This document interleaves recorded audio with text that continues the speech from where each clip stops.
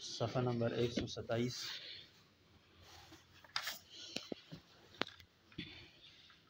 آیت نمبر 37.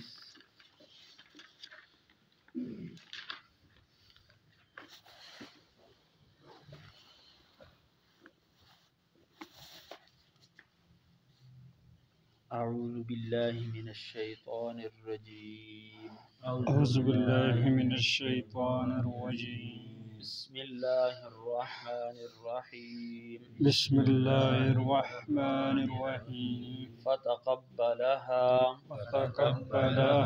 ربها بقبول حسن وأنبتها نباتا حسنا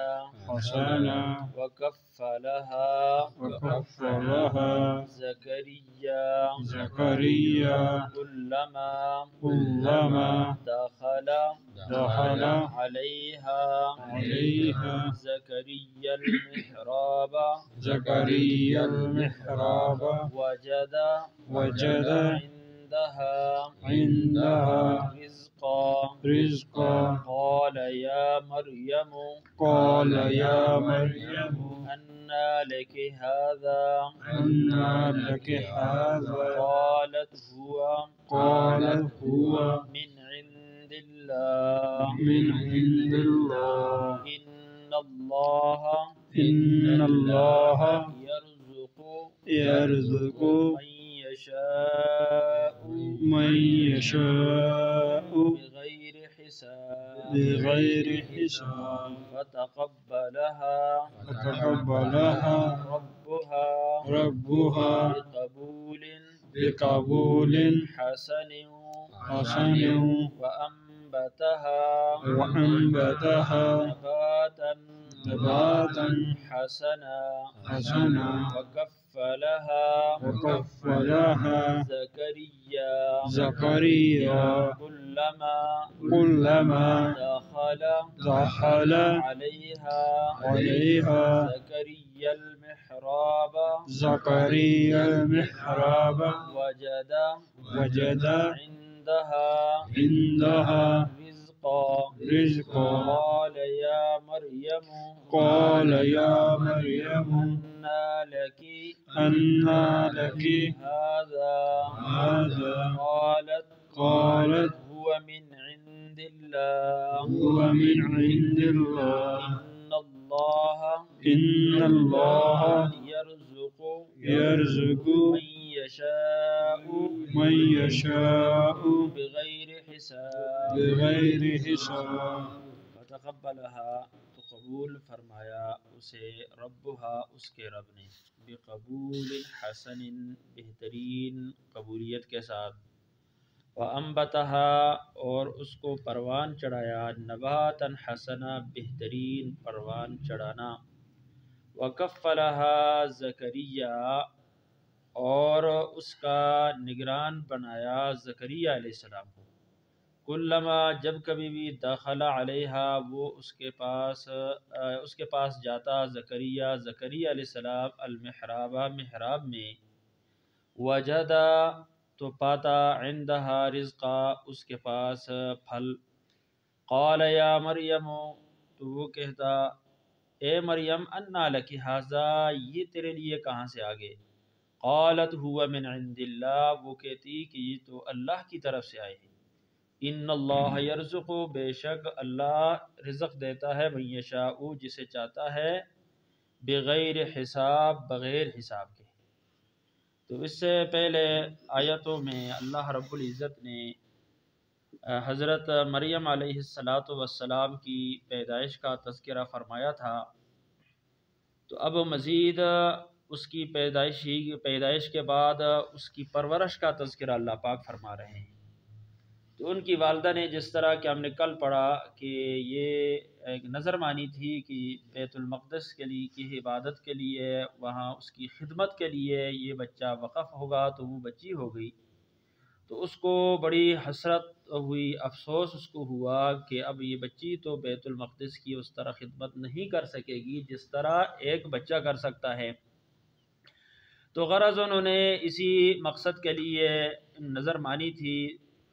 تو پھر جس وقت یہ بچی حضرت مریم علیہ السلام پیدا ہوئی تو اس نے ایک کپڑے میں لپیٹ کر بیت المقدس لے گئی، اور ان کے والد جو حضرت عمران تھے وہ تو وفات پا چکے تھے، یعنی ابھی یہ پیدا نہیں ہوئی تھی کہ وہ وفات پا چکے۔ وہ بیت المقدس کی جو مسجد ہے اور یہ جو قبلہ سابقہ قبلہ تھا تو وہ وہاں کے امام تھے۔ تو اب وہاں پر جس وقت لے کر گئی تو حضرت زکریا علیہ السلام تھے، اس کے علاوہ اور بہت سارے حضرات تھے جو وہاں عبادت میں کے لیے مقیم تھے اور اللہ کی عبادت اور اللہ کا قرب حاصل کرنے کے لیے وہاں ہمیشہ جو ہے نا رہتے تھے۔ حضرت زکریا علیہ السلام ان سب کے سردار تھے جو وہاں رہنے والے تھے۔ تو جس وقت یہ بچی وہاں پر پہنچی تو بہت ہی بابرکت بچی، تو ان سب نے کہا کہ ایک کہتا ہے، سب سے پہلے تو زکریا علیہ السلام نے فرمایا کہ میں اس کی پرورش کرتا ہوں اور اپنی نگرانی میں لے لیتا ہوں، اس لیے کہ اس کی خالہ میرے نکاح میں ہے، میں اس بچی کا خالو ہوں، تو لہٰذا میں زیادہ جو ہے نا اس کا جو ہے نا لائق ہوں اور میرا حق زیادہ بنتا ہے۔ اس کی جو ہے نا ماں کی بہن میرے نکاح میں ہے، اس کی خالہ ہے۔ لیکن وہ لوگ اس بات پر راضی نہیں ہوئے، انہوں نے کہا ہم سارے جو ہے نا سعادت حاصل کرنا چاہتے ہیں کہ اس بچی کی پرورش ہم کریں۔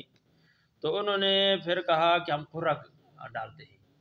تو قرہ ڈالیں گے، جس کا نام آ جائے گا تو وہ سعادت مند ہے، وہ اس کی پرورش کرے۔ تو انہوں نے پھر اپنے جو ہے نا وہ قلم جو ہے نا وہ جمع کیے اور ان قلموں کو رکھ کر ایک کپڑے کے اندر جو ہے نا ان کو رکھ دیا، اور ایک بچے سے کہا کہ ان میں سے ایک قلم جو ہے نا اٹھا لاؤ۔ تو اس بچے نے جو ہے نا جا کر وہاں سے جو ہے نا قلم اٹھایا تو وہ قلم حضرت زکریا علیہ السلام کا۔ تو اس طرح حضرت زکریا علیہ السلام کو یہ سعادت حاصل ہو گئی کہ حضرت مریم علیہ السلام کی وہ پرورش کریں۔ تو اللہ رب العزت نے ان کی خوب جو ہے نا پرورش فرمائی، ان کی اخلاقی، روحانی ہر اعتبار سے، کیونکہ بعد میں اس بچی سے اللہ نے بہت بڑا جو ہے نا وہ کام لینا تھا اور بڑی جو ہے نا مشکلوں کا بھی جو ہے نا ان کو بہت بڑا جو ہے نا وہ سامنا کرنا بھی پڑنا تھا۔ بعد میں سورہ مریم کے اندر آ جائے گا کہ جس وقت آگے ان سے حضرت زکریا حضرت عیسیٰ علیہ السلام کو اللہ رب العزت نے پیدا فرمایا بغیر باپ کے، تو انہوں نے بہت بڑی پریشانی کا اپنا اظہار سورہ مریم 16 سپارے کے اندر جو ہے نا اپنا ذکر فرمایا ہے۔